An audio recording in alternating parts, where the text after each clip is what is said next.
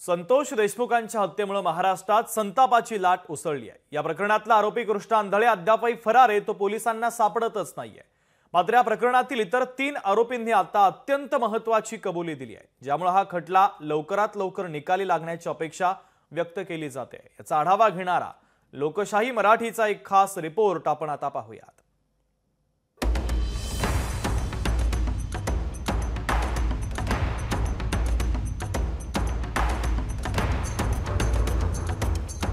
होय, संतोष देशमुखांची हत्या आम्हीच केली।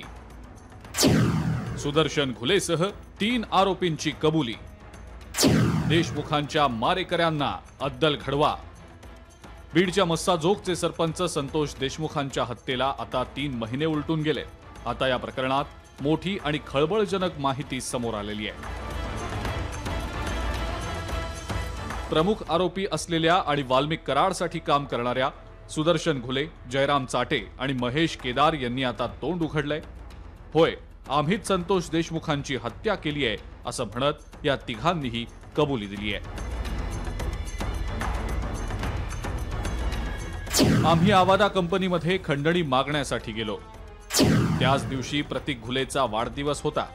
देशमुख आणि ग्रामस्थांनी आम्हाला मारहाण केली। वाढदिवशी मारहाण झाल्यानं आमचा संताप वाढला। दुसऱ्या दिवशी तिरंगा हॉटेलवर बैठक झाली। त्यानंतर सुदर्शन घुलेनं देशमुखांना संपवण्याचं ठरवलं। हत्यारं कशी जमवली याबाबत सुदर्शन घुलेची कबुली।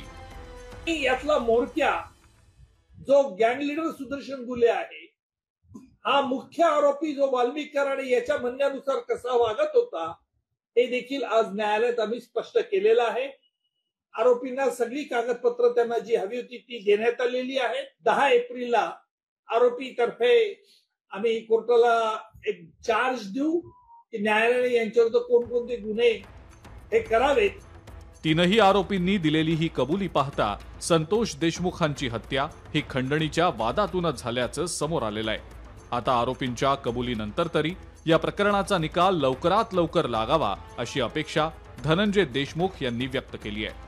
आम्हाला न्याय मिळाला पाहिजे आणि या आरोपींना फाशी झाली पाहिजे आणि हे प्रकरण सगळं फास्ट ट्रॅक कोर्टात चाललं पाहिजे आणि लवकरात लवकर या जे प्रकरण आहे या प्रकरणाचा निकाल लागून आरोपीला फाशी झाली पाहिजे अशी आमची मागणी आहे।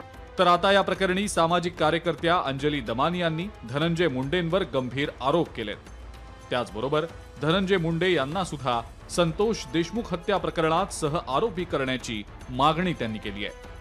कबुली जबाब हा क्रिमिनल प्रोसिक्युशन मध्ये अतिशय महत्वाची कडी मानली जाते।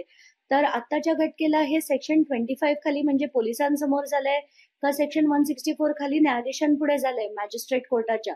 तर अंडर 164 झाला असेल तर हे ग्राह्य धरलं जातं आणि शिक्षा थेट ठोठावण्यात काहीच जास्त प्रॉब्लेम्स होत नाही। संतोष देशमुखांच्या हत्या प्रकरणावरनं संपूर्ण महाराष्ट्र ढवळून निघाला। हत्या करतानाचे व्हिडिओ आणि फोटोज पाहून तर संपूर्ण महाराष्ट्र सुन्न झाला।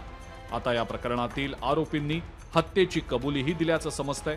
त्यामुळे या प्रकरणाचा निकाल तातडीनं लागून देशमुखांच्या मारेकऱ्यांना कठोरात कठोर शिक्षा व्हावी अशी मागणी केली जातीये। हरिदास तावरे, लोकशाही मराठी, बीड।